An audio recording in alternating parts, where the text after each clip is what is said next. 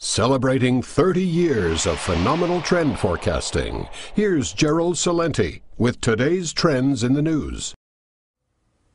Hi, this is GERALD CELENTE, and here are some of today's trends in the news. Well, there's a big controversy going out over there in St. Louis. They want to build a new stadium for their football team, and they want the taxpayers to pay for it.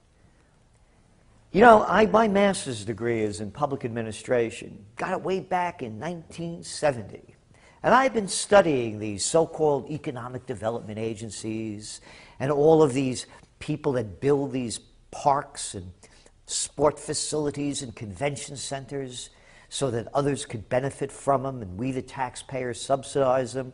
Every study shows that the only people that benefit from them are the big corporations and the big team owners. Here's an example.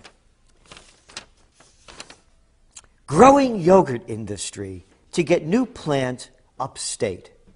This is from the Toilet Paper Record.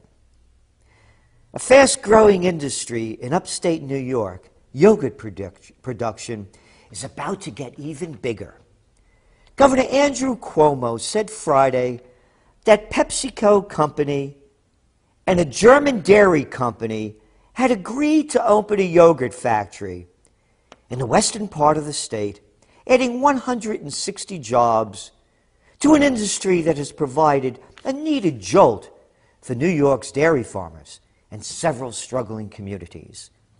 PepsiCo and the German company Theo Muller will invest $206 million, and the state and Genesee County have agreed to provide $26 million in tax credits and other incentives to help attract the companies. There's a little correction over here, prostitutes in the New York Times. You got the lingo just a little bit wrong. Genesee County and the state, they're not providing anything. We're providing it, not them. This is a lot of crap, giving Pepsi Cola, the people that, all that crap soda and all the other junk that they make. We got to subsidize these people? A German company? It's so out of control. Fire all of these economic development agency people. It's a lot of baloney. I know the facts. I know the data. It was my field. And they're robbing us and giving their money to their buddies. End of story on that one. And talking about the economy, things aren't going too good over there in India. That's right. A sharp fall in India's economic growth to 6.1% in the quarter to the end of December, the slowest in 3 years, has triggered fears of a prolonged decline unless emergency steps are taken this month. Then you go back and you look a little around and you see other news that doesn't look so cheery, and that's coming out of China. So China's not looking so rosy anymore either. Here's one from the Wall Street Journal. Builders feel bite in China. And it goes on and shows you all of these empty cities, these huge developments with nobody living in them. And then you follow the stock market. Asian stocks decline as metal producers, China's property developers fall.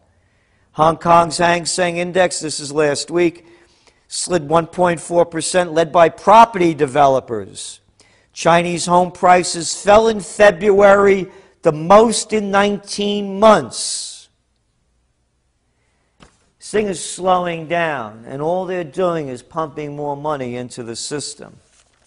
And speaking of China, and speaking of U.S. hypocrisy, let's look at a little China news over here that really doesn't make the news very much. This is from the Toilet Paper Record. Deadly clashes erupt in western China. An outburst of violence in a remote desert region of western China has underscored the tensions over Chinese rule in ethnic minority areas. About 20 people were killed. The biggest eruptions in this area in the Xinjiang, these are the Uyghurs, the Xinjiang province in recent years, occurred in 2009 when frustrated Uyghurs, I love it, frustrated Uyghurs, frustrated Uyghurs. Look at that kind of crap language. If it was Syria or Libya, they wouldn't say frustrated Syrians or Libyans that were revolting against El Dictator. Oh no, they'd call them, pro-democracy movement folks, wouldn't they? Or something like that. Or Free Uyghur movement. But no, these are frustrated. Oh, they're frustrated at being, repressed by a dictatorial government. The reality is, these conflicts of these people are their problems, not ours. Remember that wonderful Libyan war? You remember that humanitarian mission? Here's a little buried story down there. It's a civil war going on over there. Libya, former rebels retain prisoners. Former Libyan rebels, some of whom have been accused of torturing some 6,000 detainees, still hold about 3/4 of the people they arrested during the country's, civil war. Son of a gun. The toilet paper record called it a civil war. They weren't calling that before a civil war. Wonder when the language changed. Probably when it became convenient for them. It's all one big corrupt system, because all you have to do is look across a little bit over here. These are the kind of things that never make the news. Germany, a hefty pension for life for a president who left in disgrace.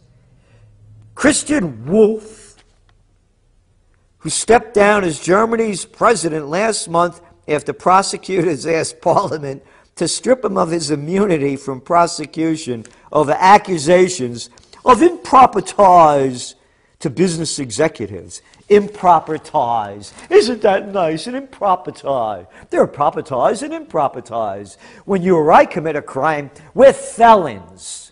We go to jail. All they get is improper ties. So he gets to change his tie, and he also gets,